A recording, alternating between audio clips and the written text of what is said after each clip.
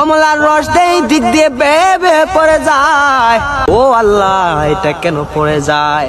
ওই যে আমি তার রিজেক্টটা আমি তুলে নিয়েছি। আসসালামু আলাইকুম। শরীরটা বেশি ভালো না, একটা ওয়াজ করব, তাও জানাবেন কেমন হয়েছে। যদিও সুন্দর হবে না জানি, কারণ শরীরটা আমার বেশি ভালো না, একটু অসুস্থ। জানাবেন তাও কেমন হয়েছে।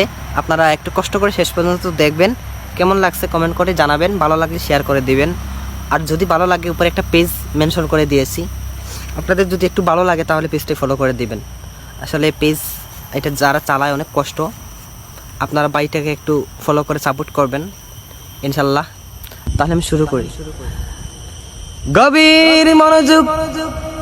আল্লাহ রাব্বুল আলামিন কুরআনুল কারীমের মাঝে বলে দিয়েছেন, বান্দা যখন রিজেক খাবে ওই রিজেকের জন্য আমি আল্লাহ একটা ফেরেশতা দিয়েছি। ওই ফেরেশতা যখন বিদায় নিয়ে চলে যায়, ওই ফেরেশতা যখন বিদায় নিয়ে চলে যাবে, ওই বান্দাটা আর একটু খাইতে পারবে না গো।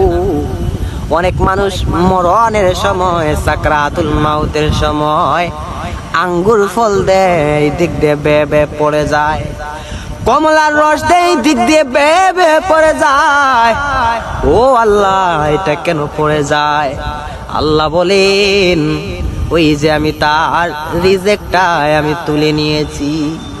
রিজেক্টটা আমি তুলে নিয়েছি পৃথিবীর মাঝে, আর তার জন্য খাওয়ার জন্য একটা রিজেক আর আমি রাখি নাই। এই জন্য পানি এই মুখ দিয়ে যাবে না, আঙ্গুর ফল এই দিক দিয়ে যাবে না, বেয়ে বেয়ে পড়ে যাবি। অনেক মানুষ মরণের আগে হাঁটতে পারে না, চলতে পারে না। ও বাবা, তারা কেন হাঁটতে পারে না গো? আমার আল্লাহ রাব্বুল আলামিন বলে দিলেন, সে যখন হাঁটার জন্য পা ব্যবহার করতো, আমি আল্লাহ রাব্বুল আলামিন তার মরণের আগে এই পায়ের চলাচল আমি বন্ধ করে দিয়েছি।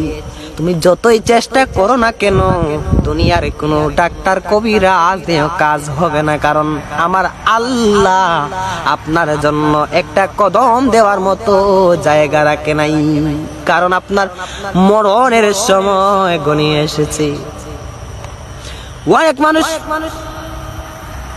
অনেক মানুষ মরণের আগে কথা বলতে পারে না, ইশারাতে কথা বলে যে আমি মনে হয় আর বেশি দিন বাঁচবো না।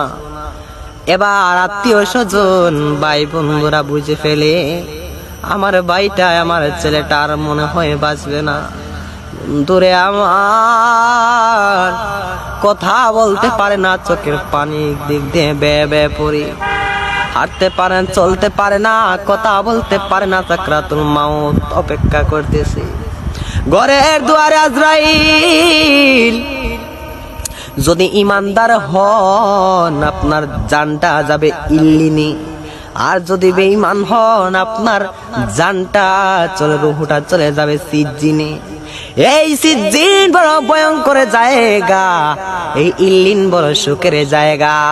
যার রুহ ইল্লিনে যাবে সে যাবে জান্নাতে, যার রুহ সিজ্জিনে যাবে সে যাবে জাহান্নামে। আল্লাহ আমাদেরকে জানার, মানার, বুঝার তৌফিক দেন। আল্লাহুম্মা আমিন।